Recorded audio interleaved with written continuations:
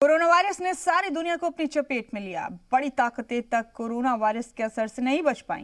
दुनिया में कोविड-19 के असर को कोरोना बहरान में सबने देखा है, लेकिन अब दुनिया में एक नया दौर शुरू हो रहा है।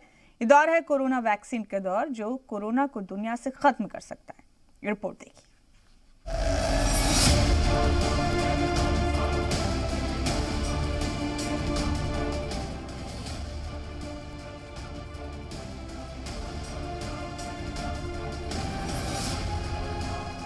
कोरोना वायरस ने दुनिया को वो दौर दिखाया जिसका किसी ने तसव्वुर भी नहीं किया था।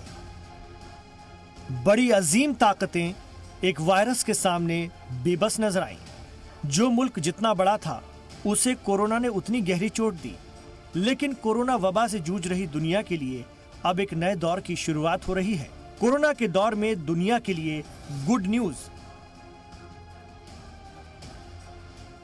दुनिया में शुरू वैक्सीन का दौर। ब्रिटेन और रूस शुरू करेंगे वैक्सीनेशन। यह खबर पूरी दुनिया के लिए सुकून देने वाली है।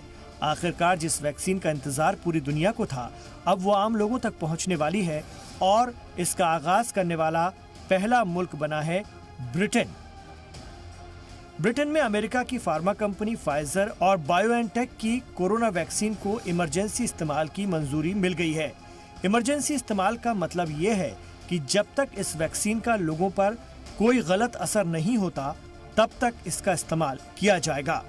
आखिरी ट्रायल में फाइजर बायोएनटेक की वैक्सीन 95% असरदार पाई गई है, जबकि इसके मामूली साइड इफेक्ट हैं। ब्रिटेन में 4 करोड़ वैक्सीन के ऑर्डर दिए गए हैं, जिसमें से 8 लाख वैक्सीन अगले कुछ दिनों में वहां पहुंच जाएंगी।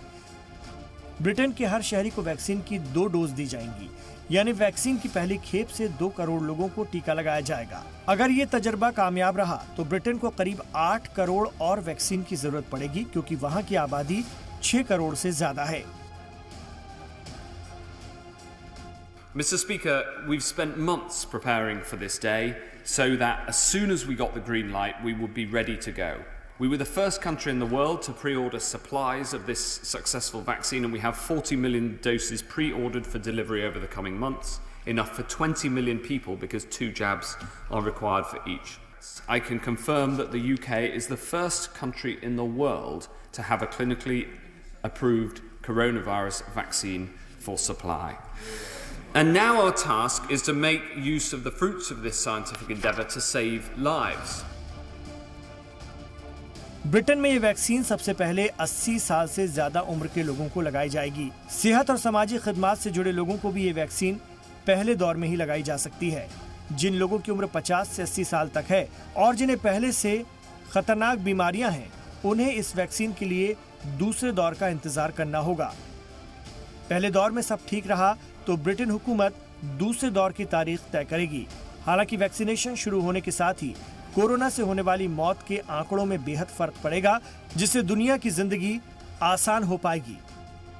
Even if we vaccinate a relatively small percent of the population in the beginning, we can have a very large impact, because a very small percentage of the total population contributes disproportionately to the severe cases and deaths.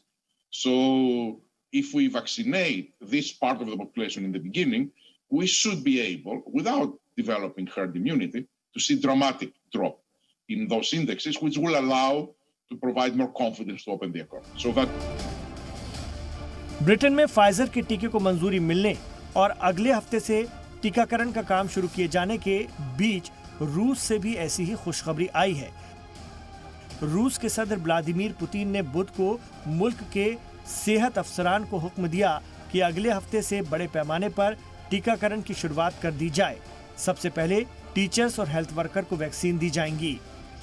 Это дает нам возможность начать, если не массовую, то масштабную вакцинацию и, конечно, как и договаривались, прежде всего 2 групп риска. Это врачей, вакцинацию врачей и учителей. Putin ने यह भी बताया कि Sputnik 5 vaccine के 20 lakh dose बनाए जा चुके हैं, यानी अगले हफ्ते से सारी दुनिया को ब्रिटेन और रूस में होने वाले वैक्सीनेशन के नतीजे भी मिलने शुरू हो जाएंगे, जो हिंदुस्तान समेत दुनिया के दूसरे मुल्कों तक वैक्सीन पहुंचाने और कोरोना के खतरे को कम करने के लिहाज से फैसला कुन साबित होंगे। ब्यूरो रिपोर्ट, जी मीडिया।